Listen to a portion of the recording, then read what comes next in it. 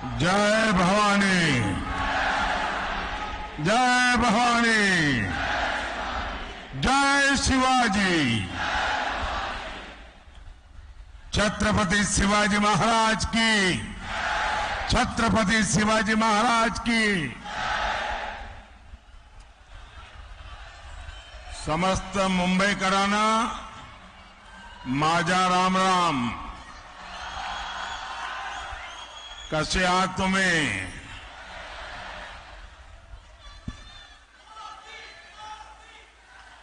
आप सभी हमें आशीर्वाद देने आए हैं। मैं आपका हृदय से बहुत बहुत आभार व्यक्त करता हूं। साथियों, मुंबई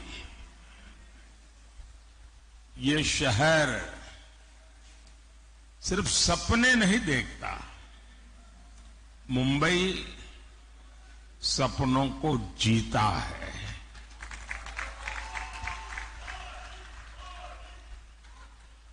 कुछ कर गुजरने का संकल्प लेकर चलने वालों को मुंबई ने कभी निराश नहीं किया है। इस ड्रीम सिटी में मैं आपसे 2047 के ड्रीम को लेकर के आया हूं।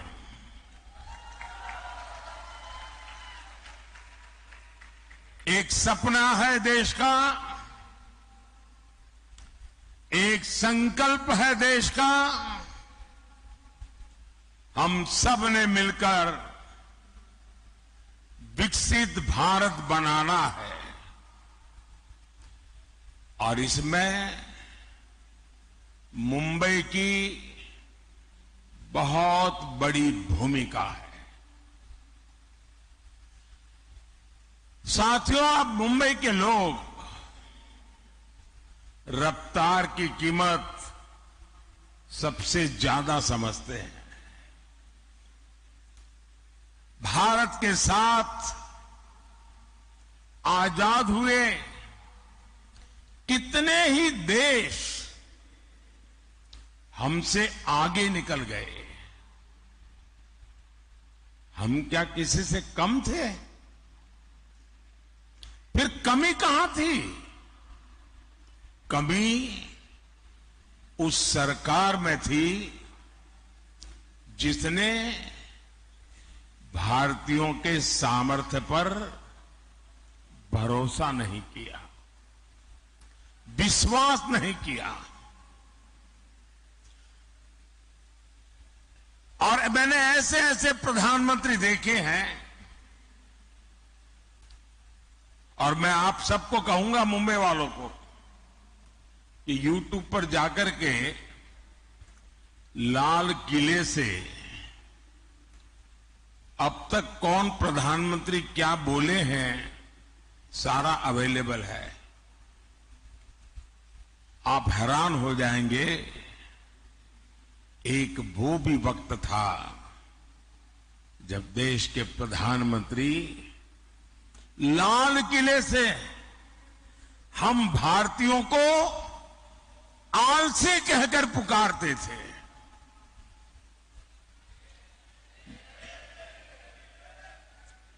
जिन सरकारों की सोच ऐसी रही हो, वो देश को कभी आगे नहीं बढ़ा सकते। मैं आज पूरी गंभीरता से कह रहा हूं, आजादी के बाद गांधी जी की सलाह पर अगर कांग्रेस को भंग कर दिया गया होता तो आज भारत कम से कम 5 दशक आगे होता।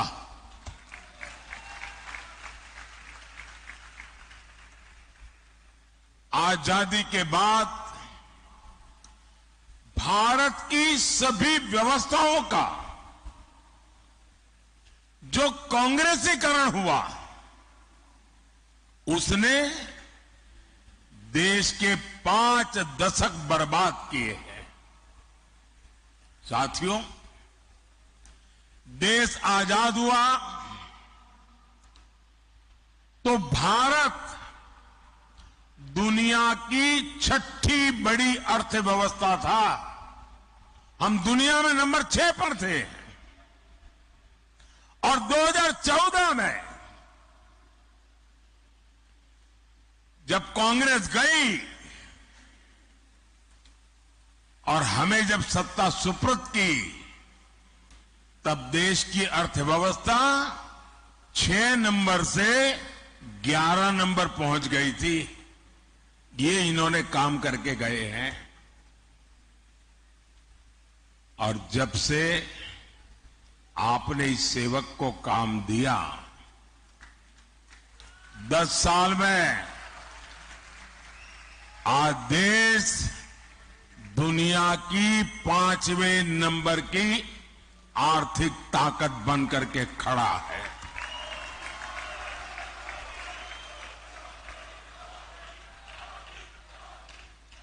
आज भारत में, मुंबई में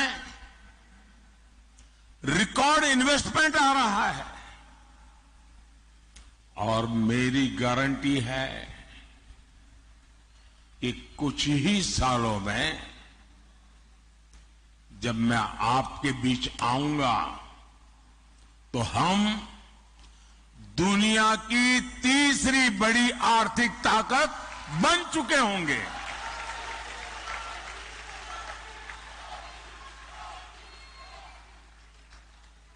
और मैं आपको भी गारंटी देने आया हूं और मैं आपके बच्चों के लिए विश्वास लेकर के आया हूं। मैं आपको विकसित भारत देकर जाने वाला हूं।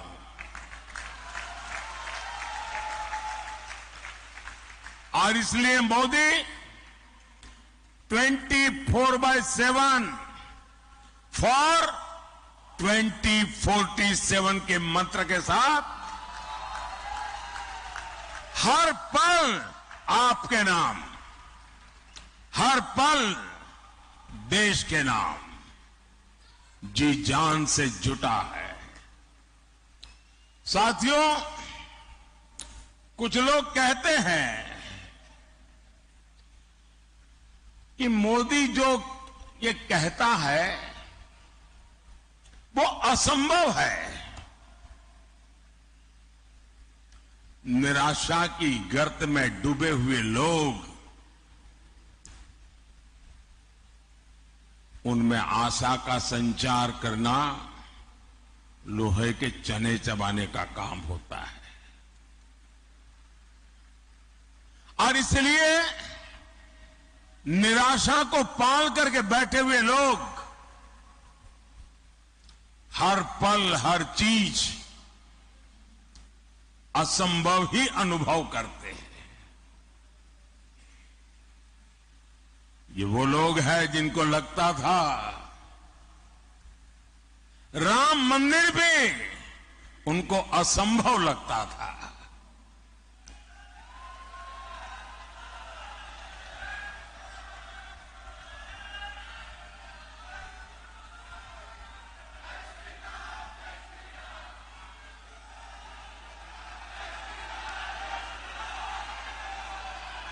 साथियों,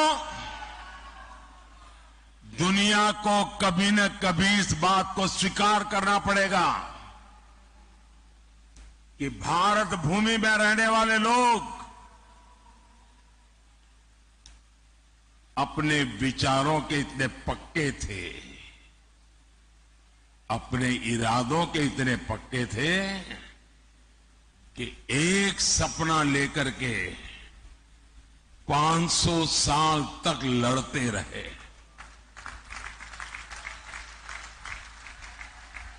ये छोटा इतिहास नहीं है। 500 साल का अविरत संघर्ष, अनेक पीढ़ियों का संघर्ष, लाखों लोगों का बलिदान, और 500 साल तक संजोया हुआ सपना आज रामलला भव्य मंदिर में विराजमान है।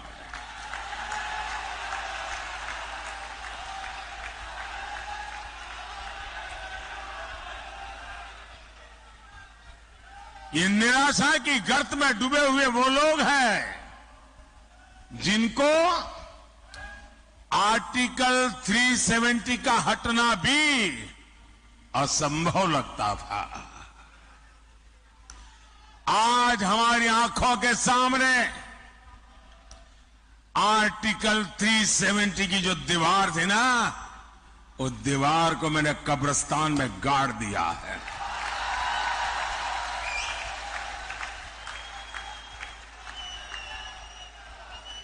और जो सपने संजो रहे हैं कि वे कभी 370 पुनर्जागरण करेंगे, फिर से लगाएंगे, वो कान खोल करके सुन ले। ये विरासत मामूली विरासत नहीं है। दुनिया की कोई ताकत दोबारा 370 नहीं ला सकती है।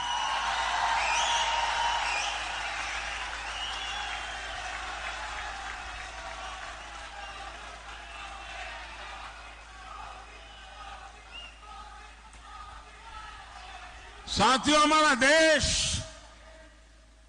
दशकों तक सीरियल बम धमाकों से लहूलुहान होता रहा।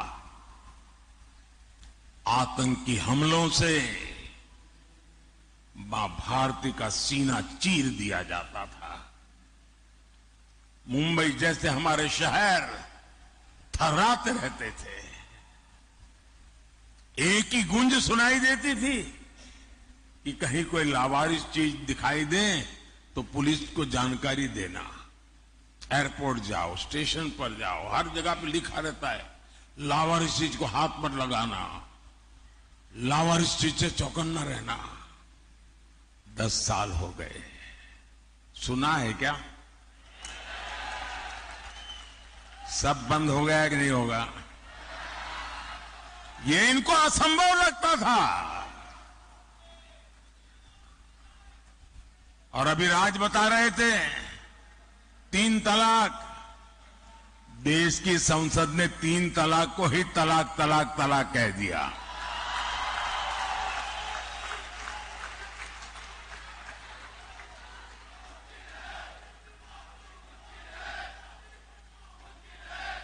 महिलाओं को 33% आरक्षण, 40 साल तक इंतजार करते रहे लोग। संसद में बहस होती थी और जो आज संविधान को सर पर रख करके नाच रहे हैं, उन लोगों ने पार्लियामेंट में 33% आरक्षण के बिल को छीन करके फाड़ दिया था।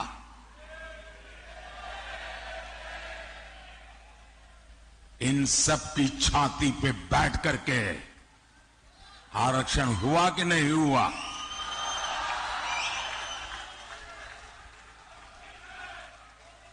कांग्रेस 60 साल तक कहती रही कि गरीबी हटाएंगे,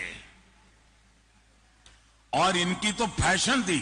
और आप सचमुच में थोड़ा जो हिस्ट्री में रुचि रखते हैं, जरा देख लीजिए। आप लाल किले से इन प्रधानमंत्रियों के भाषण सुनेंगे और इन परिवार के सभी प्रधानमंत्रियों के भाषण सुनेंगे, तो उनके 20-25 मिनट के भाषण में 10 मिनट वो गरीबी पर बोलते थे। और कोई भी चुनाव का उनका भाषण सुन लीजिए, वो गरीब गरीब गरीब गरीब गरीब गरीब गरीब गरीब गरीब गरीब गरीब गरीब गरीब गरीब गरीब गरीब गरीब गरीब माला ही जपते रहते थे। लोगों की आंख में धूल झोंकते थे और गरीबों को एहसास कराते रहते थे कि तुम तो गरीबी में जीने के लिए ही पैदा हुए हो। इस देश में गरीबी को हटाना असंभव लगता था। भाइयों बहनों, मोदी ने 10 साल में 25 करोड़ लोगों को गरीबी से बाहर निकाल करके दिखा दिया है।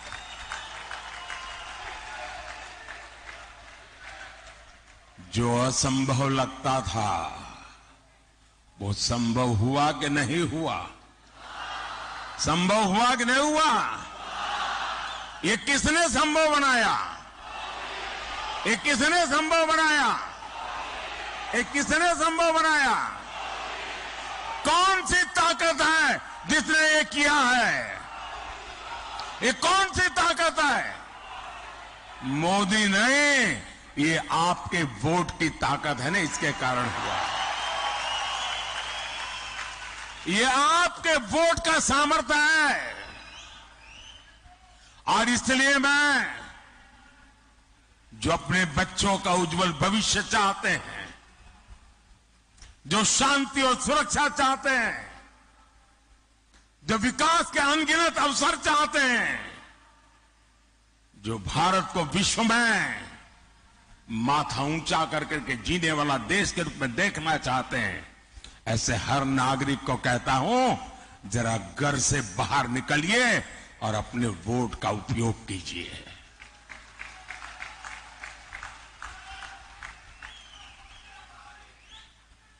और मेरा आपसे आग्रह है, मैं आज मुंबई करके पास आया हूं, आपसे आशीर्वाद मांगने आया हूं। आप रिकॉर्ड तोड़ करके सारा मतदान करके दिखाइए इस बार।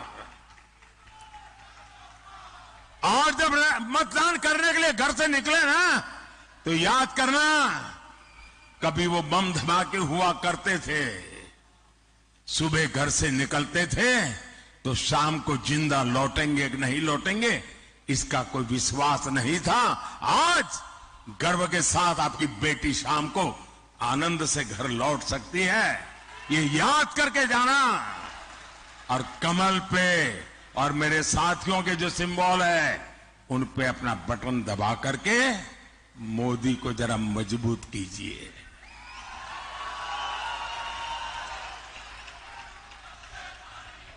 आपका एक वोट राष्ट्र हित में बड़े फैसलों का आधार बना है। और इसलिए एक एक वोट जरूरी है। साथियों, इन लोगों ने जब जनादेश चुराकर सरकार बनाई, मैं महाराष्ट्र की बात कर रहा हूं, जनादेश को चुराकर सरकार बनाई,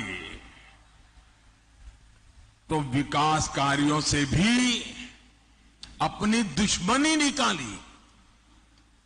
बुलेट ट्रेन का काम हो, मुंबई मेट्रो का काम हो, डेडिकेटेड फ्रेट कॉरिडोर हो, जेएनपीटी में कंटेनर टर्मिनल का काम हो, मुंबई से जुड़े हर बड़े प्रोजेक्ट को इन्होंने लटकाया, अटकाया और भटकाया। ये मुंबई के लोगों से दुश्मनी निकाल रहे थे। साथियों, मोदी का एक महत्वपूर्ण संकल्प है। मोदी मुंबई को उसका हक लौटाने के लिए आया है।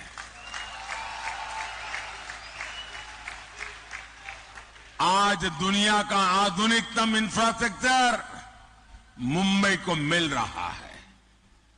आज यहां अटल सेतु है, मुंबई मेट्रो का विस्तार हो रहा है, मुंबई लोकल का आधुनिकीकरण हो रहा है, नवी मुंबई में एयरपोर्ट बन रहा है, वंदे भारत ट्रेनें चल रही हैं, और वो दिन दूर नहीं जब देश की पहली बुलेट ट्रेन मुंबई को मिलेगी।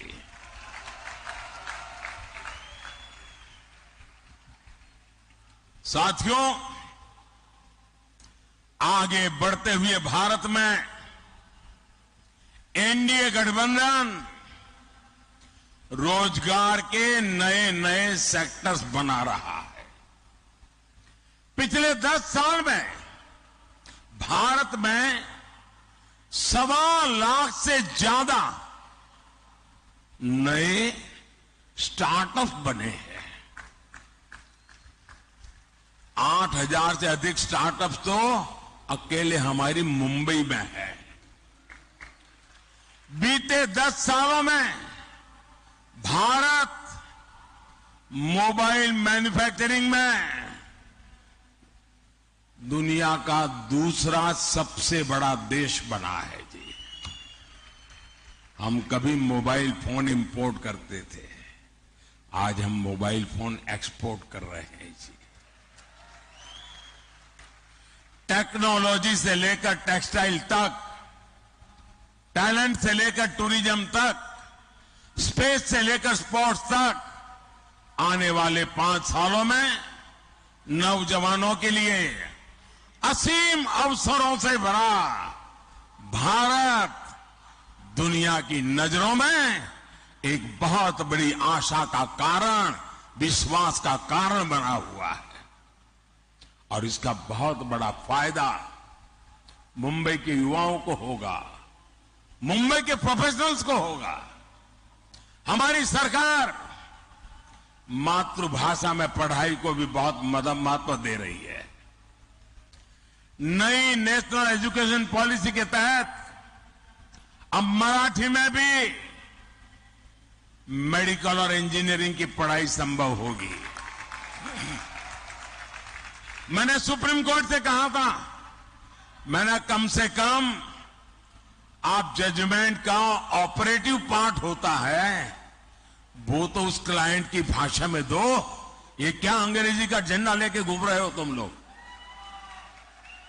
और आज सुप्रीम कोर्ट से अगर कोई मराठी भाषी व्यक्ति का केस चल रहा है और उसको जजमेंट का ऑपरेटिव पार्ट मराठी में चाहिए तो मिलना तय हो चुका है। दोस्तों, भाइयों और बहनों, शहरी मिडिल क्लास हो या फिर शहरी गरीब, ईज ऑफ लिविंग ये मोदी की प्राथमिकता है। जो झुग्गियों में रहता है उसको भी आज पक्के घर का भरोसा मिला है। सबके घर का सपना पूरा हो, इसके लिए मोदी सरकार हजारों करोड़ की मदद दे रही है। आज महाराष्ट्र के 45,000 से ज्यादा रियल एस्टेट प्रोजेक्ट्स रेरा कानून के दायरे में आए हैं। मतलब इन्वेस्टर के लिए विश्वास का पक्का व्यवस्था मिली है। अकेले महाराष्ट्र में ही है 17,000 से ज्यादा इन्वेस्टर्स की शिकायतों का निवारण हुआ है। साथियों, क्वालिटी हेल्थ केयर और सस्ता हेल्थ केयर ये हमारा फोकस है। और अब तो मोदी ने तय किया है, आप जो बेटे बेटी कमाते हैं ना, आज हर घर में बुजुर्ग होते ही हैं। माता पिता, दादा दादी, चाचा चाची, नाना नानी, और 70 साल के बाद छोटी मोटी कोई न कोई बीमारी तो होती ही होती है। अब जो बेटा बेटी मेहनत करके कमाते हैं उनके सामने चिंता रहती है, वो मां बाप को संभालने के लिए तैयार है, लेकिन एक तरफ अगर बीमारी आ गई तो चिंता रहती है कि रोजमर्रा का जिंदगी कैसे गुजारेंगे और बच्चों की आशा अपेक्षाओं का क्या। हर कमाने वाले बेटे बेटी को चिंता रहती है। मोदी ने तय किया है, कोई भी व्यक्ति, हिंदुस्तान का कोई भी व्यक्ति जो 70 साल से ऊपर है, अब उनके बीमारी में उनके इलाज की चिंता उनके बेटी बेटी पर नहीं रहेगी। ये जिम्मा मोदी संभालेगा।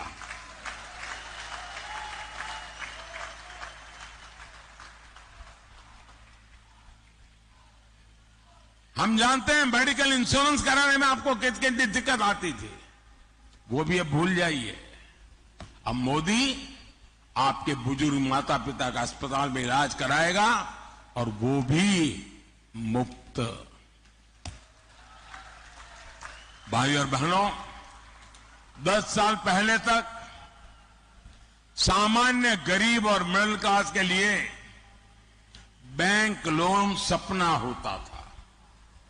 आज बिना गारंटी का लोन मिल रहा है। पहले फुटपाथ पर रेहड़ी पर काम करने वालों को बैंक के दरवाजे तक जाने की हिम्मत नहीं थी। जिनको कोई नहीं पूछता था, मोदी उनको पूजता है।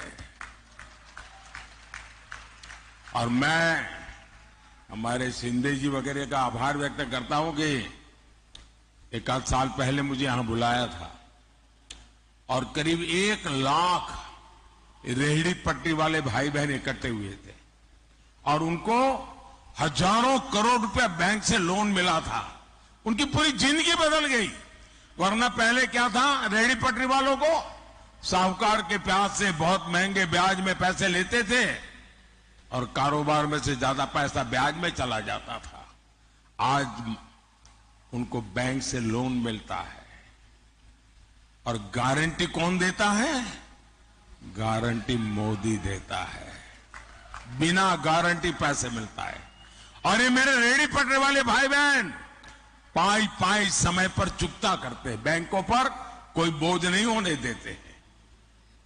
साथियों, मोदी के पास 10 साल का रिपोर्ट कार्ड है और 25 साल का रोड मैप भी है।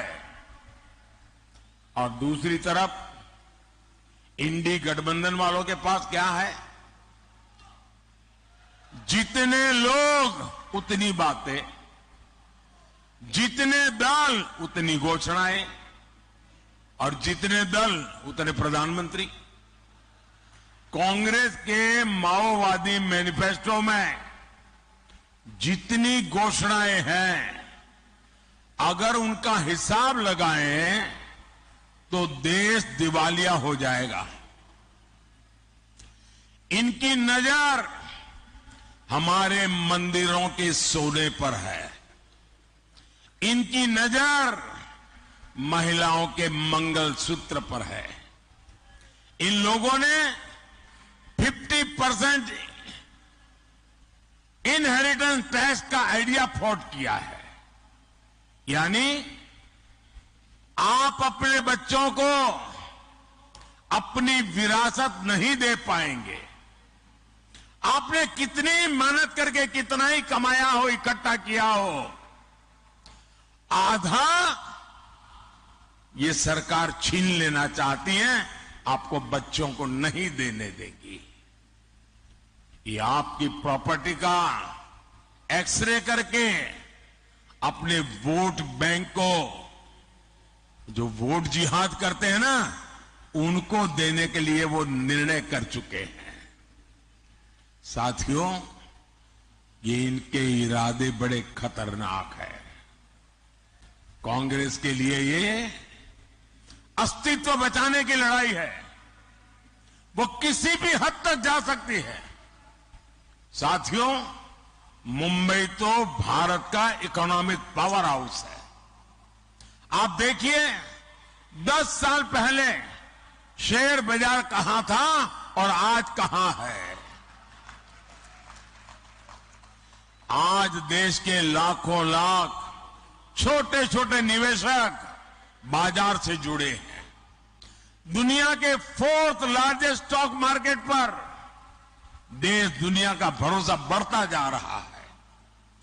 इंडिया गाड़ी वाले जो साजिश से रच रहे हैं, उसका एक मकसद इस भरोसे को भी तोड़ना है।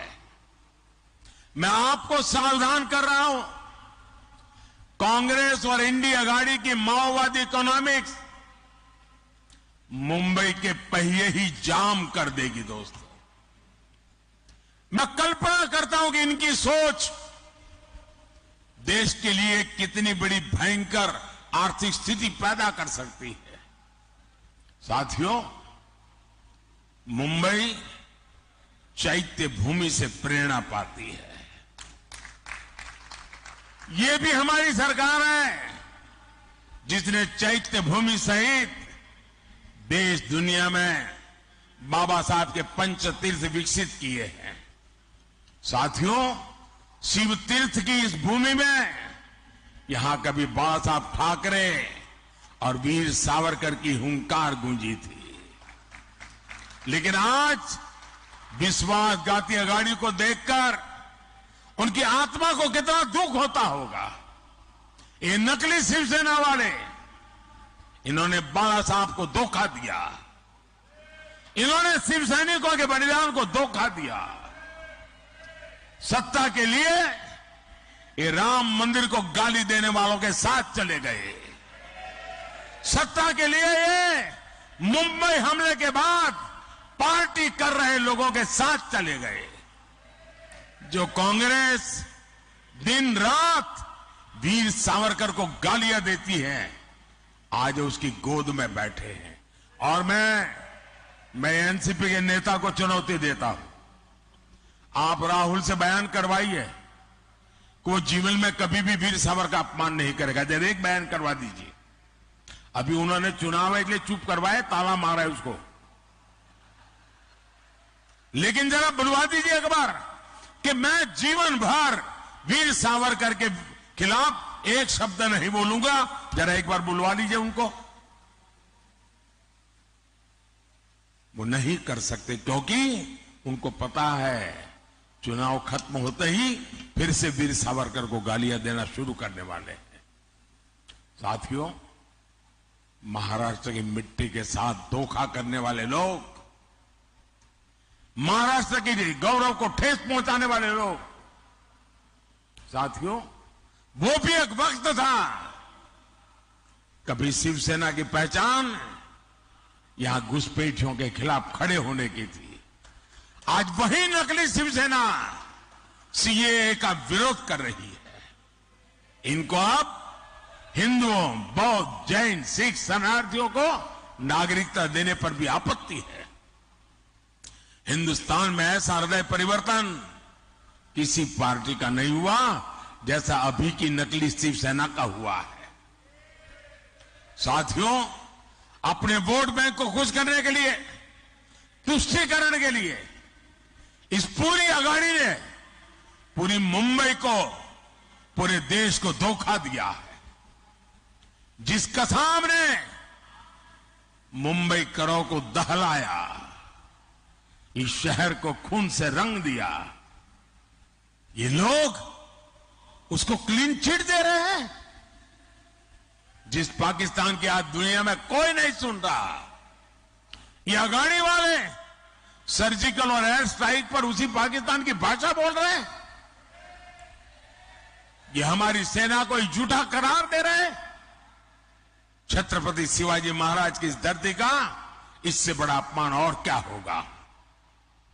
साथियों, इंडिया गाड़ी वाले लगातार बाबा साहब आंबेडकर का, हमारे संविधान का भी अपमान कर रहे हैं। बाबा साहब धर्म के आधार पर आरक्षण के खिलाफ थे। पूरी संविधान सभा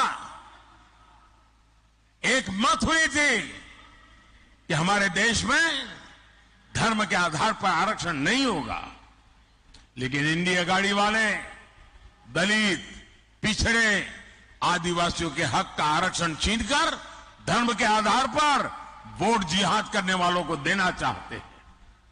सत्ता के लिए इनकी धोखेबाजी नहीं चलेगी। आर्टिकल 370 हटाकर देश में एक संविधान लागू कराने वाला मोदी संविधान का सबसे बड़ा रक्षक है। और जो लोग आज संविधान को माथे पर लेकर के नाच रहे, उन्होंने पहले संविधान के शरीर को तोड़ा। हमारे संविधान की जो पहली प्रत है उसमें एक हिस्सा है संविधान के संबंध में लिखा हुआ बातें, दूसरा उसमें चित्रकाम है। वो सब मिलाकर के एक संविधान बना है। और इन चित्रों में हजारों साल की हमारी विरासत को चित्रांकित किया गया है। इन्होंने पहला काम किया, पंडित नेहरू ने वो चित्र वाला संविधान अलमारी में रख दिया और सिर्फ बाद में उसकी आत्मा को उन्होंने चूर चूर कर दिया। अब ये लोग संविधान की पीठ पे छुरा भोंकने की कोशिश कर रहे हैं। मैं कांग्रेस को किसी दलित, पिछड़े, आदिवासी का आरक्षण कभी भी छीनने नहीं दूंगा और ये मोदी की गारंटी है। भाइयों बहनों, मैंने लाल किले से कहा था यही समय है, सही समय है, ये भारत का समय है। इस समय का चक्र तेजी से चलता रहे, इसकी बहुत बड़ी जिम्मेदारी मुंबई की है। हर मुंबई को मतदान करना है, सारे रिकॉर्ड तोड़ने हैं। भाजपा और शिवसेना के हमारे सारे उम्मीदवारों को विजयी बना करके दिल्ली भेजना है। हमारे एनसीपी के साथियों को, मैं नकली वालों की बात नहीं कर रहा, मुंबई नॉर्थ लोकसभा से श्रीमान पीयूष गोयल जी,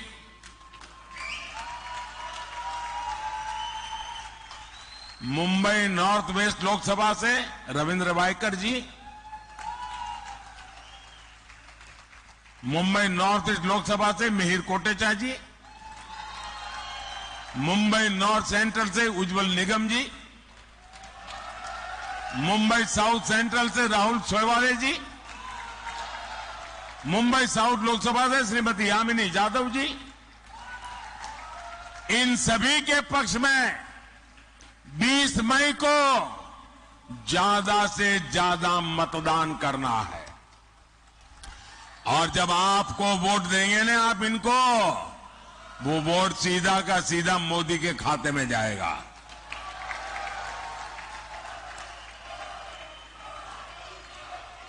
साथियों,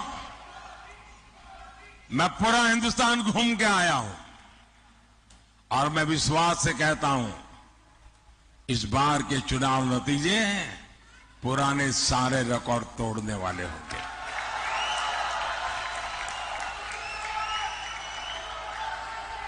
भारत एक बहुत बड़ी शक्ति के रूप में उभरेगा। 4 जून,